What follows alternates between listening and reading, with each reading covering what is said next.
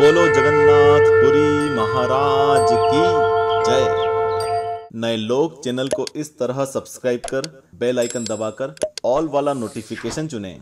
ऐसे ऐसे भक्त हुए हैं इस पावन धरती पर कि हम सिर्फ उनकी सत्य घटना सुनने मात्र से भगवान को महसूस कर सकते हैं। आइए प्रभु श्री कृष्ण के भक्त की दिल छू लेने वाली कथा को जानते हैं। स्वागत है आपका आस्तिक स्पिरिचुअल सीक्रेट्स में। आज से लगभग 500 साल पहले बंगाल में प्रसिद्ध भक्त कवि जयदेव का जन्म हुआ। उनके माता पिता का नाम भोजदेव और वामा देवी था। बचपन में ही माता पिता जयदेव को अकेला छोड़कर चल बसे। वे भगवान का भजन करते हुए किसी प्रकार अपना जीवन यापन करते रहे। पूर्व संस्कार बहुत अच्छे होने के कारण उन्होंने कष्ट में रहकर भी बहुत अच्छा विद्याभ्यास कर लिया था और सरल प्रेम के प्रभाव से भगवान श्री कृष्ण की परम कृपा के अधिकारी हो गए थे। उनके पिता को उसी गांव के निरंजन नाम के एक ब्राह्मण के कुछ रुपए देने थे। निरंजन ने जयदेव को संसार से वैरागी जानकर उनकी भगवान की भक्ति का अनुचित लाभ उठाने के विचार से किसी प्रकार उनके घर बार को हथियाने का निश्चय किया। निरंजन जानता था कि जयदेव दिन रात भगवान की पूजा पाठ में ही लगा रहता है और वो इस संसार में किसी भी चीज से लगाव नहीं रखता। ऐसे मौके को वो गंवाना नहीं चाहता था। उसने सोचा कि क्यों ना उधार के पैसे का जोर लगाकर उसका घर ही हड़प लिया जाए। तो उसने एक दस्तावेज बनाया और आकर जयदेव से कहा, देख जयदेव, मैं तेरे राधा कृष्ण को और गोपी कृष्ण को नहीं जानता।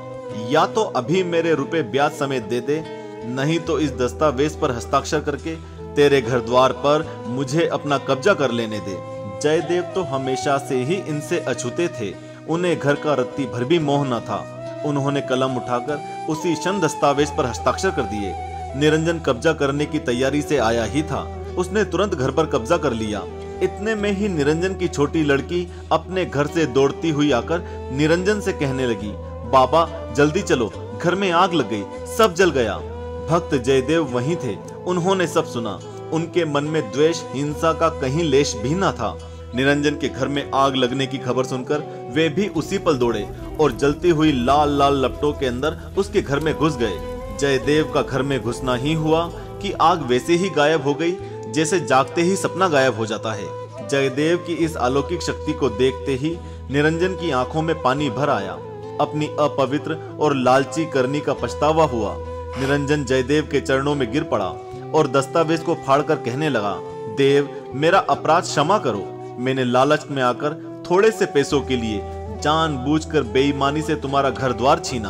आज तुम ना होते तो मेरा पूरा घर खाक हो गया होता। धन्य हो तुम, आज मैंने तुम्हारी भक्ति की शक्ति जानी। तुम धन्य हो। उसी दिन से निरंजन का हृदय शुद्ध हो गया और वह जयदेव के सत्संग का लाभ उठाकर भगवान के भजन कीर्तन में समय बिताने लगा। उसका जीवन भगवत प्रेममय हो गया। भगवान की अपने ऊपर इतनी कृपा देखकर जयदेव का दिल और पिघल गया। उन्होंने घर द्वार छोड़कर पुरुषोत्तम क्षेत्र पुरी जाने का विचार किया और अपने गांव के पाराशर नाम के ब्राह्मण को साथ में लेकर वे पुरी की ओर चल पड़े। भगवान का भजन कीर्तन करते मगन हुए जयदेव जी चलने लगे। एक दिन रास्ते में जयदेव जी को बहुत दूर तक कहीं पानी नहीं मिला। बहुत जोर की गर्मी पड़ रही थी। वे प्यास के मारे व्याकुल होकर जमीन पर गिर पड़े। तब भक्त वत्सल हरि ने स्वयं बाल गोपाल के वेश में पधार कर जयदेव को कपड़े से हवा की और पानी और मीठा दूध पिलाया। इसके बाद रास्ता बतलाकर उन्हें जल्दी ही पुरी पहुंचा दिया। अवश्य ही उस दिन तो भगवान को बालक के भेष में उस समय जयदेव जी और उनके साथी पाराशर ने पहचाना नहीं, परंतु जयदेव जी प्रेम में डूबे हुए सदा श्री कृष्ण का नाम गान करते रहते थे। एक दिन भावनाओं के आवेश में आकर अचानक उन्होंने देखा मानो चारों ओर सुंदर पर्वतों की श्रृंखला है। नीचे कलकल आवाज करती हुई जमुना जी बह रही है। जमुना किनारे कदम के नीचे खड़े हुए भगवान श्री कृष्ण मुरली हाथ में लिए मुस्कुरा रहे हैं। यह दृश्य देखते ही जयदेव जी के मुख से अकस्मात एक गीत निकल पड़ा, जिसे आगे चलकर ललित मधुर गीत गोविंद नाम से जाना गया। हम आगे इस पर भी वीडियो बनाएंगे। पाराशर इस मधुर गान को सुनकर मुग्ध हो गया। कहा जाता है यहीं जयदेव जी को भगवान के दशावतारों के प्रत्यक्ष दर्शन हुए और उन्होंने जय जगदीश हरे की टेर लगाकर 10 अवतारों की एक एक करके स्तुति गाई।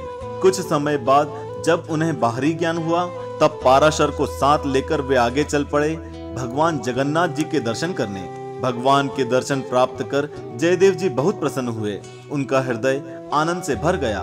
वे पुरुषोत्तम क्षेत्र पुरी में एक वैरागी सन्यासी की तरह रहने लगे। उनका कोई निश्चित स्थान नहीं था। प्रायः वृक्ष के नीचे ही वे रहा करते थे और भिक्षा द्वारा अपनी भूख मिटा लिया करते। दिन रात प्रभु का ध्यान, चिंतन और गुणगान करना ही उनके जीवन का एकमात्र कार्य था। बोलो जगन्नाथपुरी महाराज की जय। वो कहते हैं ना, हरि अनंत हरि कथा अनंता। अभी भी भक्त कवि जयदेव के जीवन में प्रभु की कृपा बरसना बंद नहीं हुई और कई चमत्कार आगे प्रतीक्षा कर रहे थे। वो आपसे मिस ना हो, इसलिए आपके अपने चैनल को अभी सब्सक्राइब कर बेल आइकन दबाकर ऑल वाला नोटिफिकेशन चुनें। जय श्री कृष्ण।